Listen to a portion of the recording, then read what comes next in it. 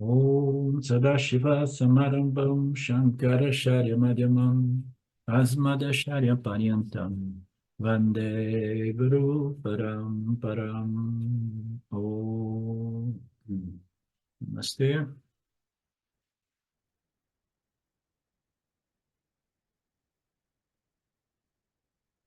O Yanni, o Yanni, ele desfruta, né? Que ele colocou. O Yanni, ele prefere, ele gosta de um tipo de mente particular, uma mente tranquila, uma mente pacificada, né?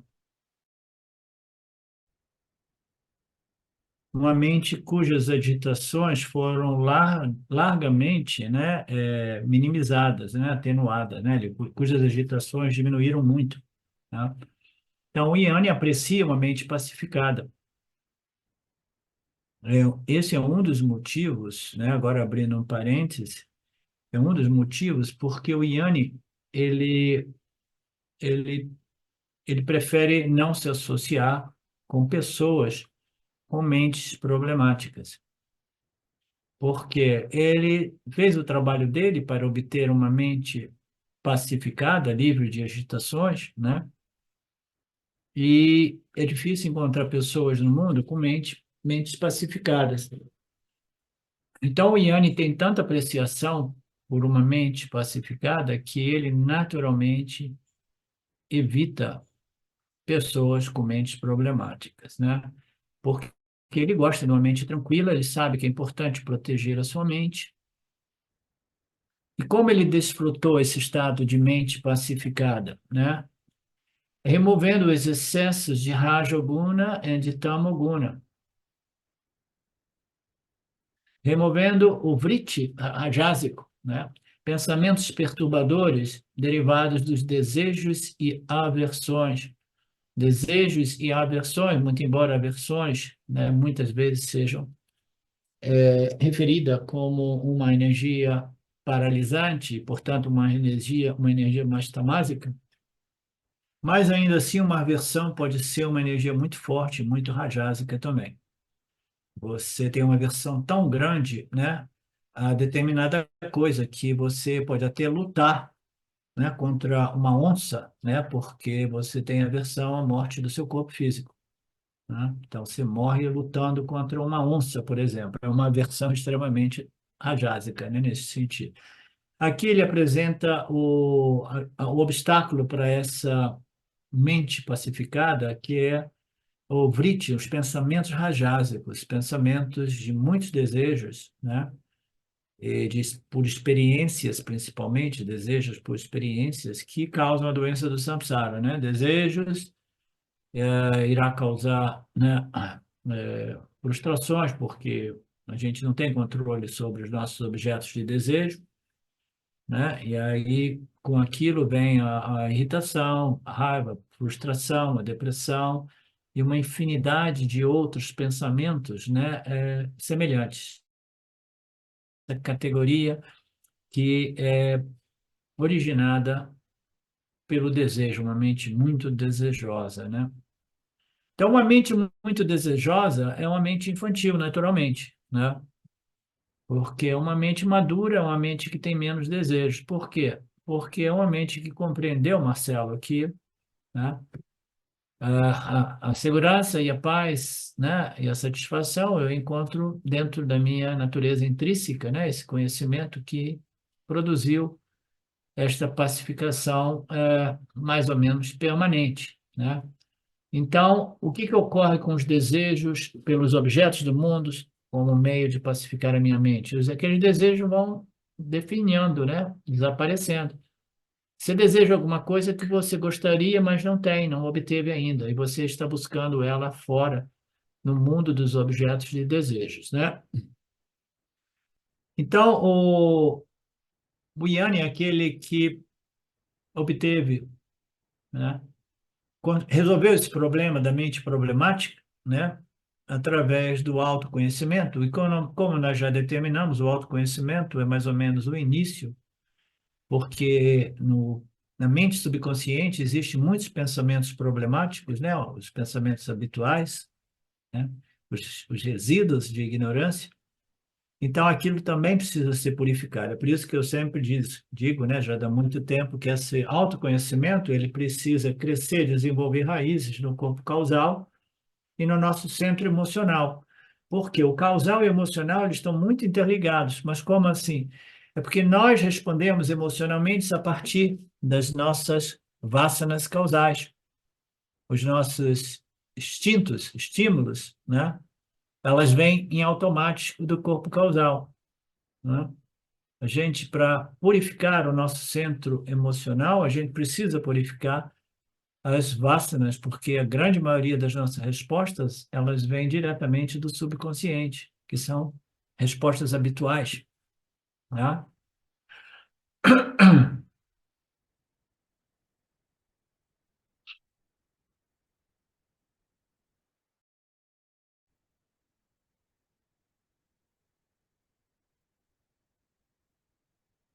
Então, os pensamentos rajásicos, eles causam perturbações, eles fazem do indivíduo um indivíduo com uma mente mais densa e pesada, né?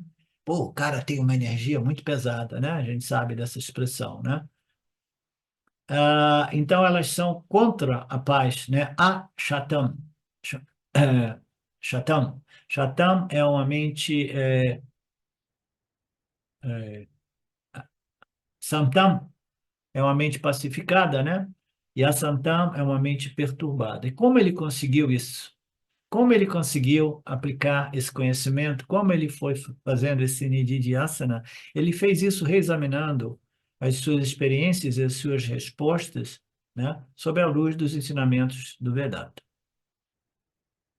Algumas pessoas têm um intelecto mais afiado, mais brilhante, outras menos, né? Mas nunca se comparem, né? É a mesma coisa. Tem corpos físicos que são mais fortes e corpos físicos que são mais frágeis, né? Então, eu, quando era jovem, muito cedo eu descobri que a minha configuração física não era das mais fortes e resistentes, né? Então, eu tive que respeitar essa limitação, né? E a minha mente também não era uma mente boa, mas através de muito esforço e a graça de Ishvara, né, eu fui crescendo, né? Então, alguns intelectos são mais brilhantes, outros são menos brilhantes, é como o corpo físico. Jamais compare você com os outros e use o intelecto que você tem à sua disposição para reexaminar a sua vida, as suas respostas aos estímulos, e reeducar a sua mente, desenvolvendo vasanas harmonizadas, conformadas, alinhadas com os ensinamentos do Vedanta. E quando você faz isso, você está produzindo vasanas satívicas, né? Que irão produzir pensamentos satívicos, pensamentos de luz, e aí os problemas e as agitações irão diminuir, né? As impurezas vão sendo removidas, né? As impurezas derivadas do tamasavriti também vão diminuindo, né? Aqui os pensamentos tamásicos são ilustrados como pensamentos delirantes. A pessoa tamásica, ela tem, em geral, uma tendência de ficar viajando, delirando, né? Cair na ilusão, né?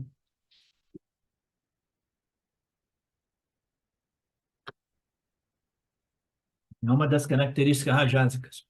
Falta de integridade e honestidade intelectual, que precisa, que necessita de mais sattva-guna, falta de rajoguna para realmente, né, realizar os seus desejos, aí você começa a delirar, pensando, imaginando que amanhã talvez eu consiga tudo isso. Você vive num mundo de ilusões, é uma das características de uma mente dominada por tamoguna. Swami Vidyaranya, no Panchadasi, disse que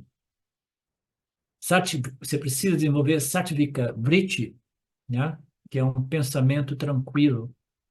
Santa é uma mente tranquilizada, uma mente pacificada. Rajasa Vritti é chamado de pensamento raivoso, né? Pensamento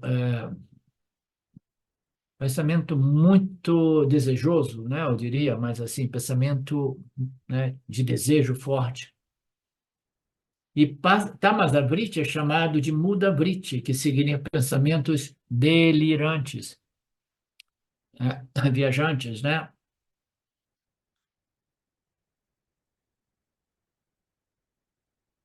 Portanto, uma mente realmente tranquila, não problemática, pacificada, ela está livre da maioria dessas impurezas, né?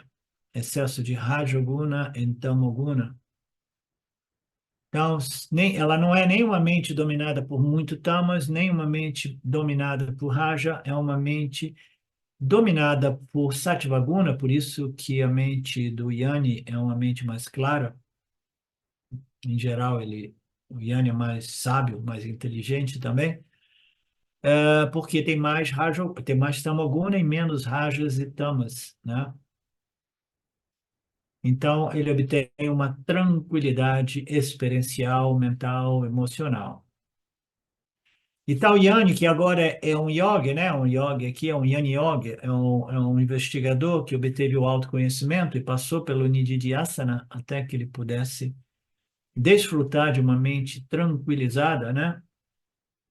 Esse indivíduo, ele passou pela Yoga Vedanta e ele reorientou a sua vida de acordo com os ensinamentos.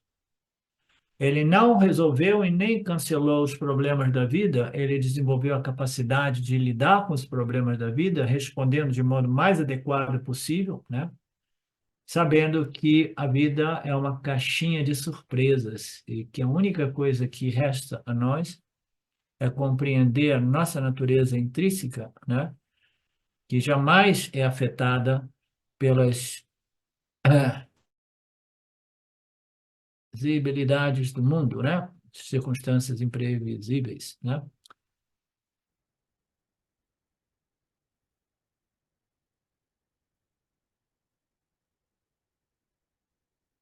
Nosso objetivo no Vedanta Brasil não é esquecer os problemas do mundo, mas é me fortalecer para lidar com ele como se fossem irritações insignificantes.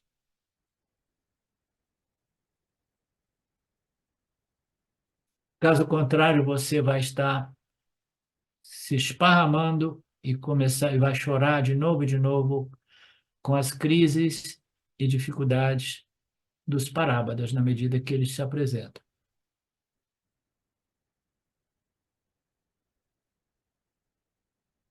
E o Swami fala da situação dele, as pessoas chegam já para ele chorando, chorando, chorando, dizendo: Swami, eu não consigo, isso é muito difícil, me ajude, né?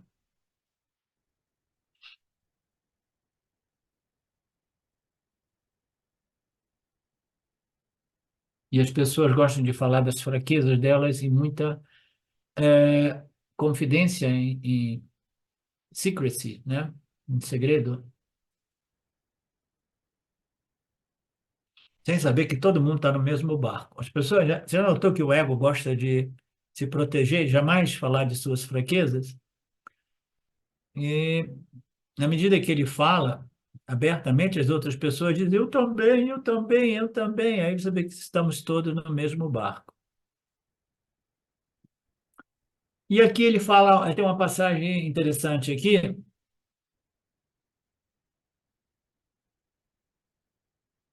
Não, isso aqui não, isso aqui não é muito relevante. Aqui ele está falando mais uma vez que este Nididhyasana não requer realmente uma postura de lótus, né? Não importa, você pode estar até em pé ou caminhando, fazendo o seu Nididhyasana, né? É como uma criança que ela estuda, muitas vezes deitada, o importante é que ela seja capaz de aprender e assimilar os ensinamentos. Você não pode dizer para uma criança: deve sentar numa posição de lótus.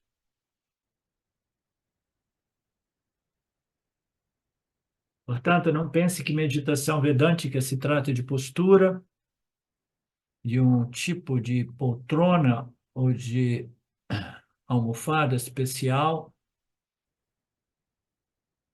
muito embora uma almofada especial num ambiente, né, mais difícil talvez possa ajudar. Mas a meditação vedântica é de uma outra natureza, é tão sutil, tão profunda, né? É reeducar a minha mente a pensar de modo saudável, de pensar em harmonia com a minha natureza intrínseca, né? Livre. E assim, esse Yanni, ele reconheceu e ele vive firme na compreensão que eu sou Brahman, eu sou Brahman. É como se ele se tivesse tornado um com Brahman, mas isso não existe, porque tudo que existe é somente Satitananda ou Brahman.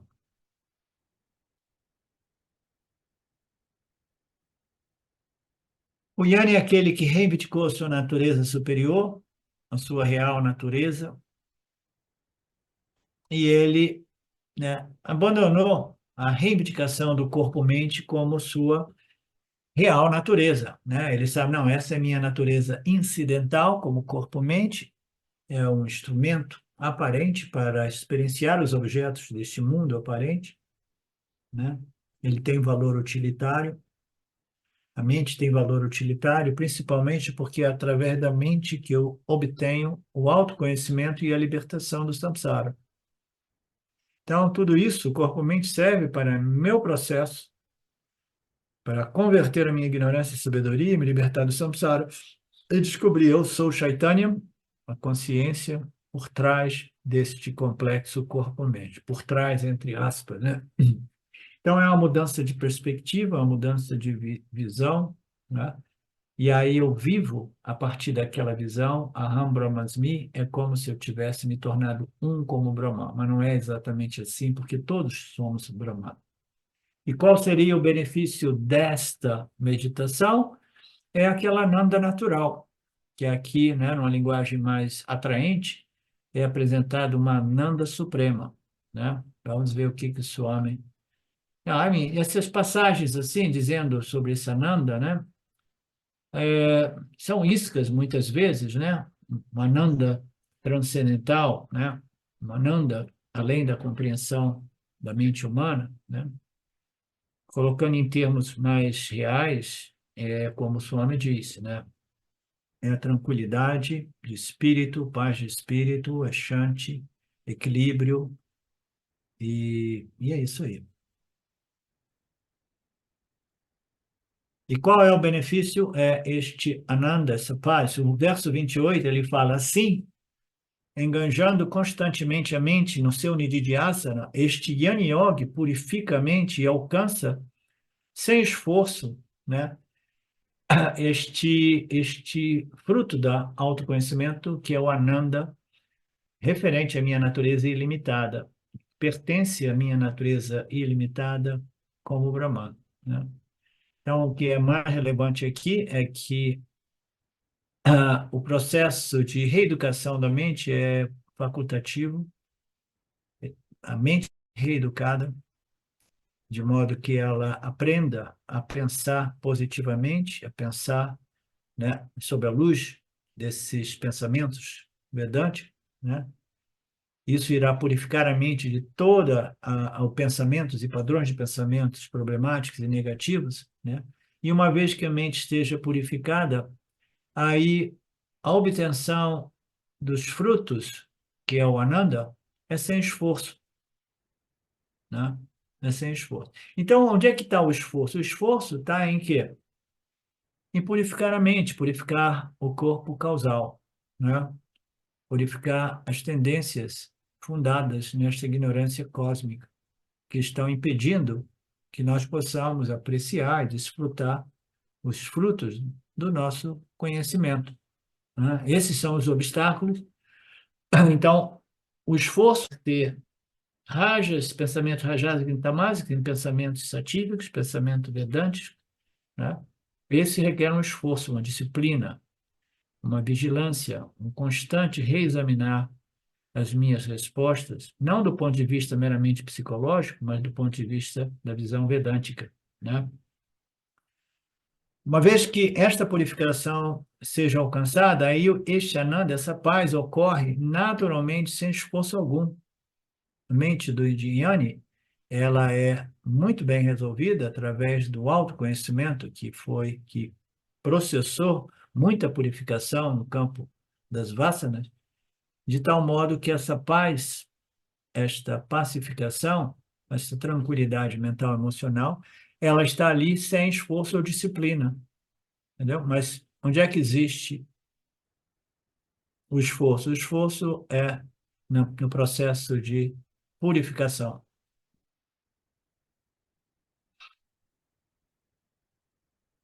Então, ele obtém este ananda, este contentamento, esta paz, esta segurança, né?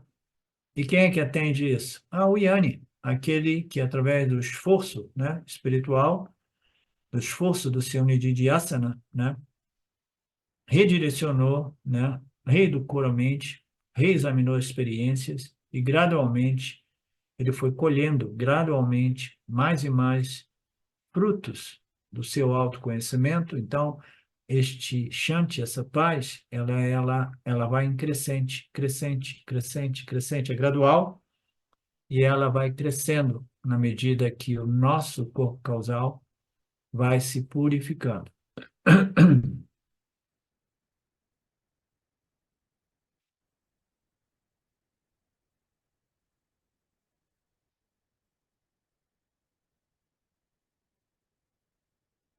E este Shanti, este Pala, não é o autoconhecimento, Shanti é os frutos do autoconhecimento, o benefício do autoconhecimento. O que a meditação fez? A meditação, ela não produziu a paz, ela removeu os obstáculos, as impurezas que estavam impedindo, né, o meu Shanti. Excesso de pensamentos rajásicos, pensamentos tamásicos, são os obstáculos, eu vou purificando, né, de tal modo que eu possa desfrutar do autoconhecimento. Removendo esses obstáculos, o Yana, o autoconhecimento naturalmente vai desenvolver mais Shanti, mais Shanti, mais Shanti. E o Swami faz uma analogia bacana, ele diz, é como abrir uma torneira, quando você abre a torneira, né? Não estou baixando a água, não estou puxando a água, eu estou removendo o obstáculo que estava impedindo a água de fluir, né? Então, o nosso Shanti, a nossa paz, a nossa tranquilidade, a nossa segurança, né? Ela é a nossa natureza, mas existe uma torneira fechada. Essa torneira fechada é uma mente condicionada por muitos desejos, né? E muitos medos paralisantes.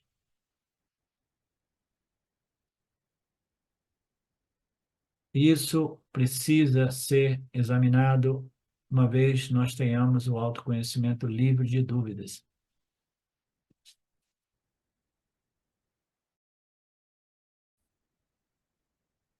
Então, se a água não está saindo, tem uma obstrução, eu que vivo aqui todo período de monção, de chuva, tem obstruções, eu tenho que fazer modo de desobstruir a passagem de água, porque a água fica fraca em algumas torneiras, né? Os obstáculos ao fluxo natural do meu ananda, da minha paz. Portanto, yana significa paz. A paz está aí. Ela está dentro de mim, mas ela não está fluindo. Eu preciso abrir a torneira. E quais são os bloqueios? O que é essa torneira? São os modos habituais meus de pensar e responder aos estímulos que eu recebo. Então, através do Nididhyasana, eu vou observar, individuar, examinar, identificar e eliminar esses pensamentos habituais, rajásicos e tamásicos, que causam problemas para a mente. Porque a mente, cada pensamento tem uma vibração, tem uma sensação, uma emoção inerente a ele. Os objetos, eles têm nome e forma, né? Aí o pensamento do objeto, ele vai ter uma sensação a respeito dele. Então, nós temos um pensamento, nós temos um nome dado para esse pensamento, um objeto, um nome dado para esse objeto, e esse objeto, cada objeto de experiência tem uma vibração que produz uma experiência emocional, né? Então, nós queremos pensar de modo vedântico, satívico, né? De tal modo que eu possa desfrutar da emoção Ananda. Ananda é um pensamento, emoção. Não existe pensamento sem uma sensação ou emoção, tá? Todo pensamento tem uma sensação. A gente sabe disso, né? Então, eu quero, né, simplesmente pensamentos que tenham, né, essa fragrância da paz, da tranquilidade, de modo que eu possa, né, desfrutar deste Ananda real, não dos Anandinhas decorrentes de circunstâncias favoráveis aos meus desejos, não. O Ananda inerente à minha natureza, que é purna, minha natureza, consciência e existência. E esse Ananda não pode fluir de uma pessoa para outra. Esse Ananda é a natureza de cada um. Aí a gente vai para a imprensa e os babados da vida, né? E os homens que querem propor que não, eu vou estar fluindo a felicidade para você, né? O meu primeiro guru usava muito essa linguagem também. Eu estou fazendo isso, eu estou fazendo aquilo por você. Não, é a compreensão que irá nos permitir os obstáculos de modo que o meu Ananda natural possa fluir, né? E eu possa desfrutar deste Shanti. E quanto mais eu descubro, mais Shanti eu experimento. É um processo crescente, né? Anteriormente, as minhas experiências, né? A perturbação, a não tranquilidade. Agora, a mesma situação, ela já não causa ação, ou perturba, ou agitação. A transformação é sempre gradual, diz o Swami aqui. Toda transformação é gradual. E essa transformação vedântica, naturalmente, é um processo gradual que não ocorre do dia para a noite, não ocorre através do contato com um guru, com energia, ou de uma epifania, ou de uma experiência esotérica, mística. Não, essa transformação, ela é fruto do nosso esforço pessoal, uma vez nós tenhamos compreendido os ensinamentos dos Upanishads, que revelam a nossa real natureza purna, né?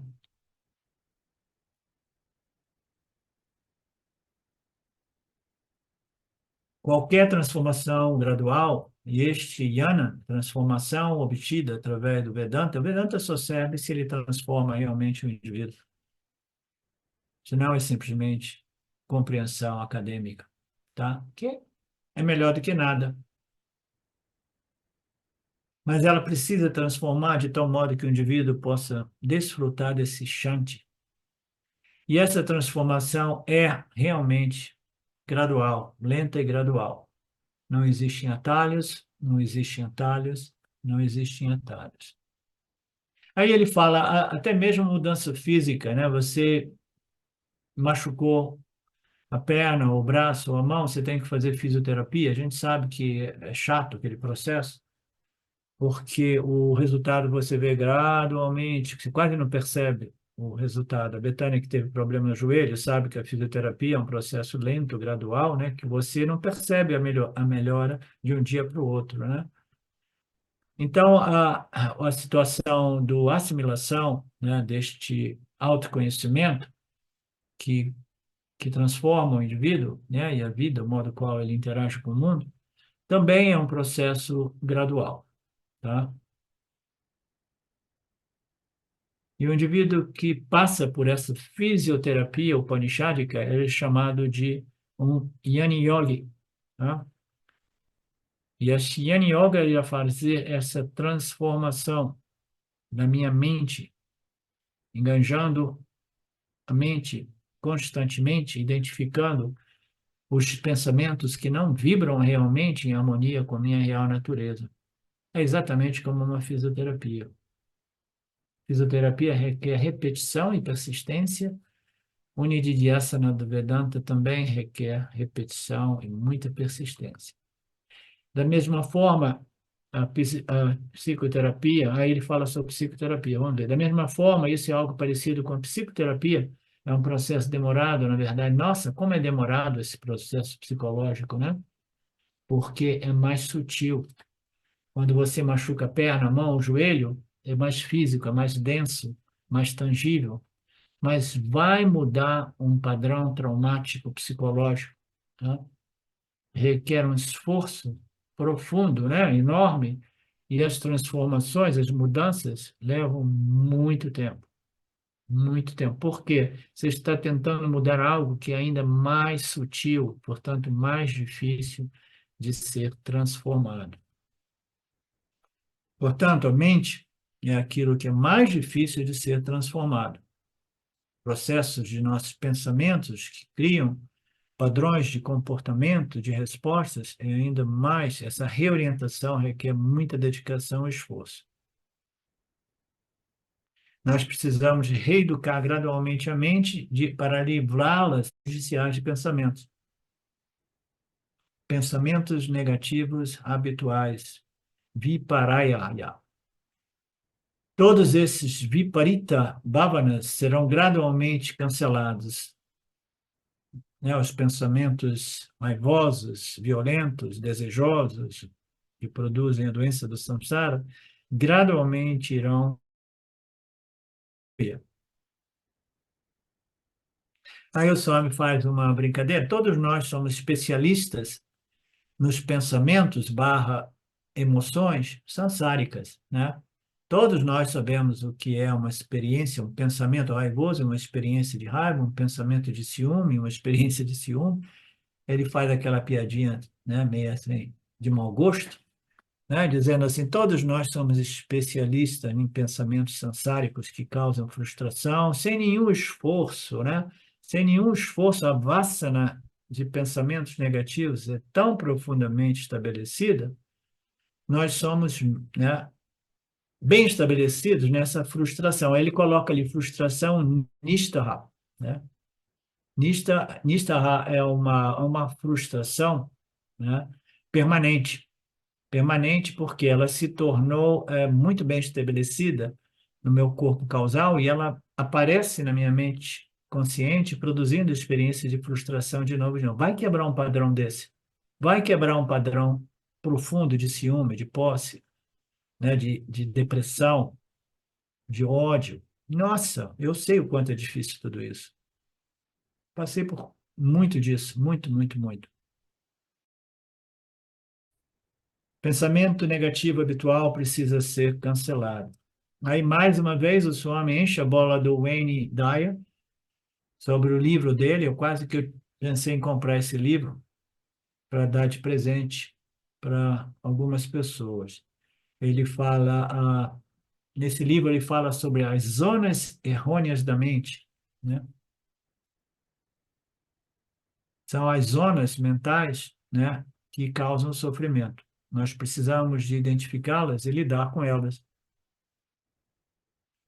E uma vez que você consiga, né, gerenciar e administrar e ser o mestre, né, e cancelar esses pensamentos problemáticos, né, aí ele escreveu um outro livro se referindo ao Palam, o resultado disso. O outro livro é O Céu é o Limite, né? Você vai gradualmente cancelar aquelas tendências negativas, né? Saindo daquelas zonas sombrias, daquelas zonas de pensamentos negativos e errôneos, você irá purificar as suas vássanas e desenvolver hábitos de pensamentos positivos através do Nididhyasana. Quando que você tem que fazer isso? O tanto quanto, né, mais possível. O tanto quanto mais constantemente possível. Sempre que você encontrar tempo, você precisa, né, sentar, lembrar dos ensinamentos, observar as suas reações, né, e conformá-las, né, educá-las, né, neutralizá-las e educar a mente a pensar, né, sob a luz dos ensinamentos dos Upanishads. E quais são as questões mais perturbadoras, né?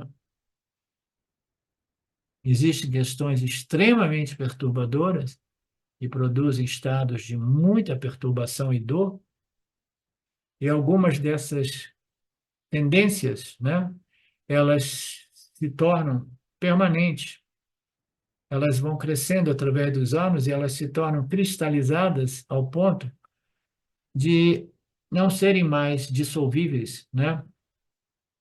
É como se você estivesse terminalmente doente e aí o médico diz, não, não tem mais jeito, você precisa nascer de novo, né? Na esperança que esta doença mental esteja já atenuada, né? Em algum processo, né? Entre um nascimento e o outro, que a gente às vezes ouve falar como esgotamento de papa entre um nascimento e o outro.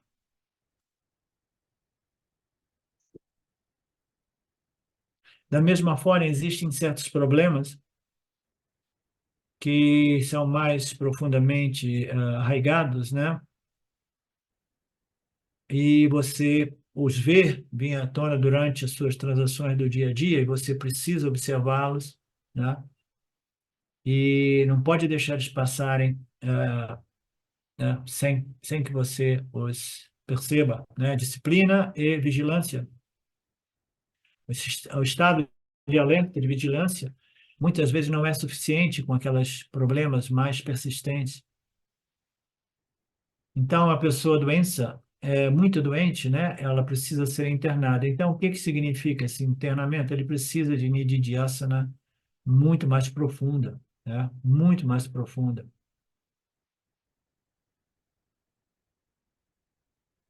Por que, mente, que você está tão perturbada? Por que que você me causa tanto sofrimento, né?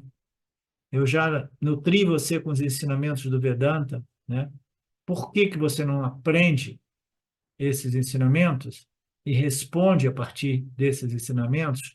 Por que que você não me favorece com pensamentos saudáveis e positivos, de momento a momento na sua vida, né? E você vai fazer um esforço de mudar, um esforço ainda maior, né? Ou você se entrega ao problema e espera um outro nascimento. E se você tiver dificuldade de reeducar, redirecionar a sua vida, não tem jeito, aí você aprenda a aceitar isso como o seu Parabada, né? Recebendo isso com a compreensão que somente Ishvara sabe, né? E eu aceito, eu compreendendo que eu não posso mudar um padrão negativo, eu aceito aquilo como meu Papa Karma, e aí eu resolvo aquele Papa Karma no Ishvara, em seus parábadas, né? Sabendo que tudo bem, eu vou sofrer esses pensamentos problemáticos, mas esses pensamentos problemáticos pelo menos estão servindo o propósito de esgotar o meu sofrimento, esgotar o meu papaká. Até que eu possa desenvolver uma força, né, total de aceitar o que não pode ser mudado, sabendo que pelo menos eu estou exaurindo papaká. Por isso que a gente diz o sofrimento, quando ele é aceito sem vitimização, quando ele é aceito sabendo que é tudo um processo de parábola, as situações são somente parábolas, quando eu compreendo isso sem me vitimizar, aí eu tenho a força, né? A força para sustentar, aceitar a situação, porque eu compreendi Ishvara, esse processo kármico, esse sistema kármico.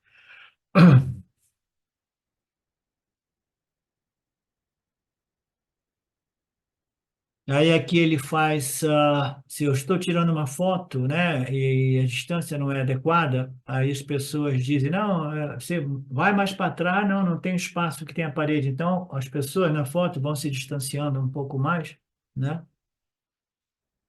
Você vai criando uma distância até que você tenha um quadro. Eu não gostei muito dessa. Eu vi uma outra analogia em torno a esse exemplo. Ele está ele está dizendo que às vezes você não tem espaço para focalizar as pessoas numa foto. Ele está apresentando isso como uma situação que você tem que se arrender, né? Não tem escolha. Eu não tenho espaço. No dia de hoje, nós temos o foco da câmera, né? E a analogia mais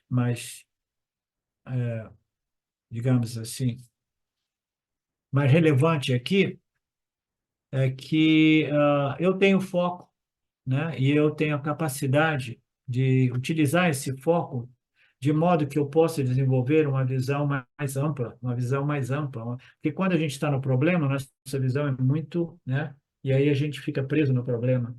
Mas quando a gente vai abrindo o nosso foco, aí a gente resolve o problema em Shuara, dizendo tudo isso é o parábola de Shuara, né? Então, isso permite a aceitação daquilo que nós não temos o poder de mudar, mas temos o poder de aceitar.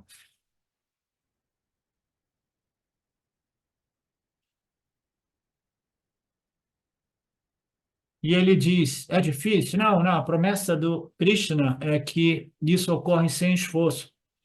Não é uma coisa muito difícil. É fácil, mas requer aplicação, iniciativa, esforço, disciplina para, né, desenvolver essa purificação, né?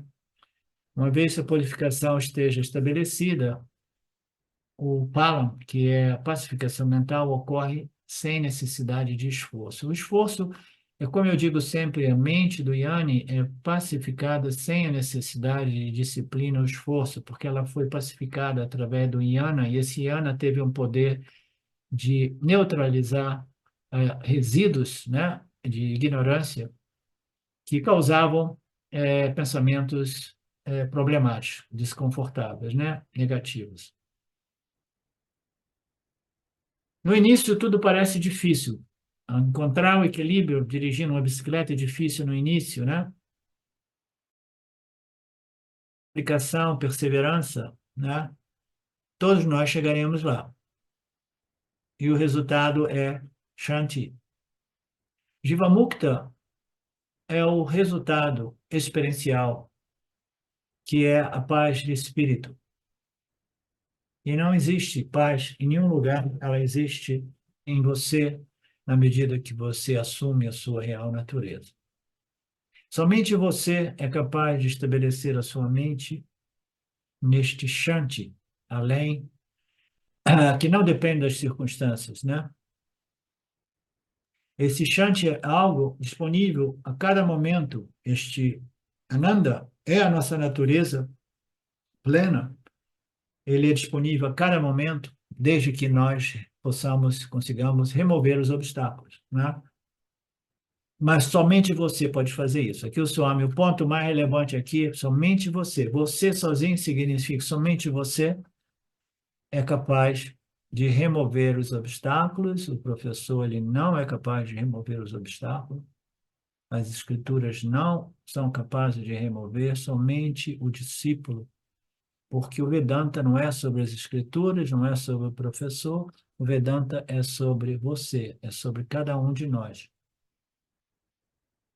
E aí a promessa, a garantia de Krishna é que uma vez que você tenha removido os obstáculos, este Ananda, esta pacificação é sem esforço. E ela vem de onde? Vem da minha natureza intrínseca, da minha natureza superior, que é sinônimo de bem-aventurança, porque eu assumi indiscutivelmente, sem sombra de dúvida, a minha real natureza.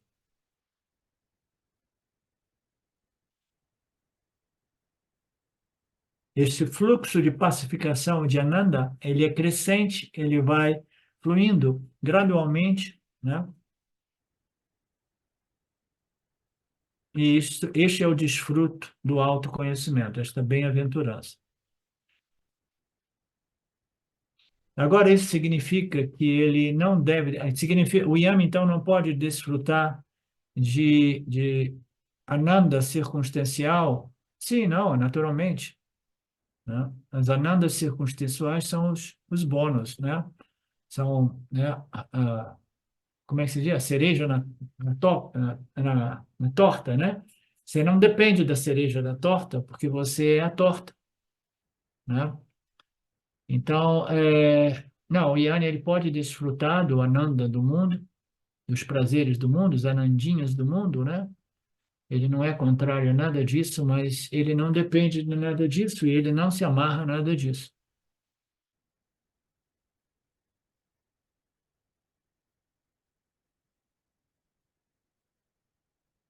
É como se o Yanni tivesse uma fonte de Ananda, uma fonte de segurança, né? Uma fonte de confiança e de felicidade dentro de si.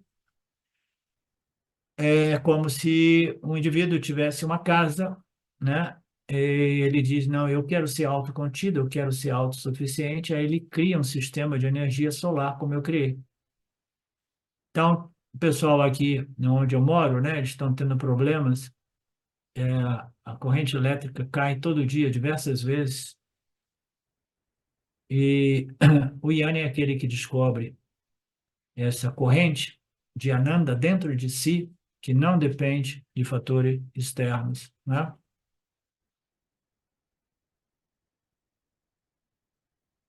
É mais ou menos como o Yanni que não tem um gerador, né, de energia, um sistema de baterias, né? Mais ainda assim, ele, quando não tem o Ananda da energia elétrica, ele diz, tudo bem, eu tenho o meu Ananda interno, né? A minha fonte de Ananda interna, que a falta de energia se torna um probleminha insignificante. Eu estou automaticamente, constantemente, livre de qualquer esforço, sempre conectado a essa fonte de Ananda, Brahmananda, né? Este é chamado de Jiva Mukta, que é o liberado enquanto encarnado, ok? Então, obrigado pela presença de vocês, obrigado por estar até o final da aula. Nós nos encontramos no sábado que vem, Ishvara permitindo, tá? Om Purnamada Purnamidam Purnamudachyate Purnasya Purnamadaya Purnamevavashishate Om Shanti Shanti Shanti Om Namastê.